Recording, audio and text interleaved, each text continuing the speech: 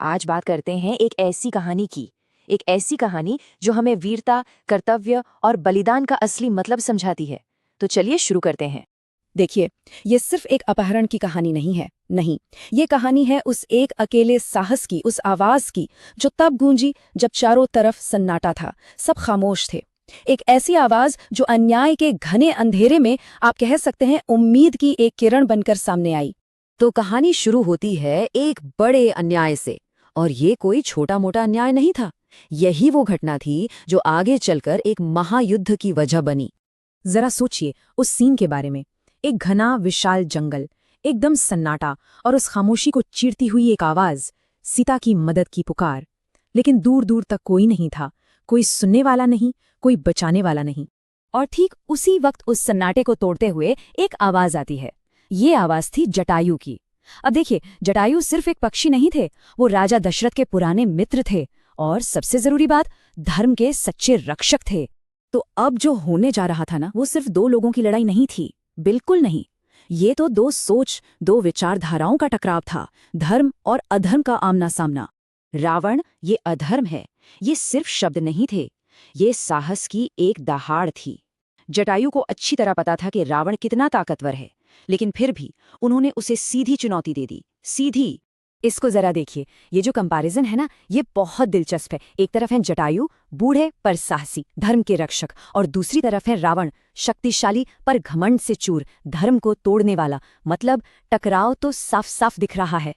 तो सवाल ये उठता है कि क्या ये लड़ाई सिर्फ ताकत की थी? क्या जटायु को ये नहीं पता था कि वो रावण के सामने शारीरिक तौर पर, मतलब फिजिकली, कमजोर है?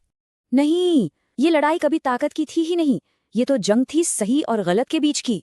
जटायु वहां जीतने या हारने के लिए नहीं लड़ रहे थे, वो लड़ रहे थे अपने कर्तव्य के लिए, अपनी ड्यूटी पूरी करने के लिए। और क्या लड़े वो? अपनी पूरी जान लगा दी।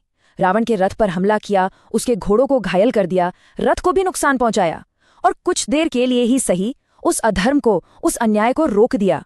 ये दिखाता है कि हिम्मत हो तो एक अकेला बूढ़ा योद्धा भी क्या कुछ नहीं कर सकता। और अब कहानी उस मोड़ पर आती है जो दिल दुखाने वाला तो है, पर शायद सबसे ज्यादा जरूरी भी है। आखिरकार रावण ने गुस्से और घमंड में आकर जटायु के पंख काट दिए, और वो महान योद्धा घायल होकर जमीन पर आ गिरा। तो क्या ये जटायु की हार थी? नहीं, बिल्कुल भी नहीं। क्यों? क्योंकि उनका असली मकसद रावण को हराना था ही नहीं। उनका असली कर्तव्य, उनकी असली ड्यूटी तो अभी बाकी थी। और देखिए कैसे, जब राम और लक्ष्मण सीता जी को ढूंढते हुए वहां पहुंचे, तो जटायु ने अपनी आखिरी सांसें गिनते हुए उन्हें सब कुछ बता दिया, पूरी घटना बताई, और सबसे जरूरी ये बताया कि रावण सीता को किस तरफ, यानी लंका की ओर ले गया है। बस ये जानकारी देकर उन्होंने अपना सबसे बड़ा कर्तव्य पूरा कर दिया। और बस यहीं से जटायु की कहानी एक हार की कहानी नहीं रहती, ये अमरता की कहानी बन जाती है। श्री राम ने जटायु को जो सम्मान दिया, वो असाधारण था। सोचिए, उन्होंने एक पक्षी का अंतिम संस्कार ठीक वैसे ही किया जैसे वो अपने पिता राजा दशरथ का करते।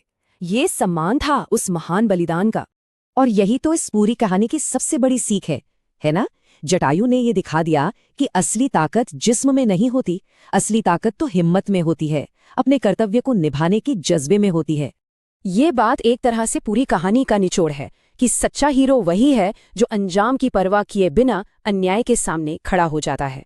तो ये कहानी हमें एक बहुत बड़े सवाल के साथ छोड़ जाती है कि आखिर बड़ा क्या है, ताकत या फिर उस ताकत के खिलाफ खड़े होने की हिम्मत?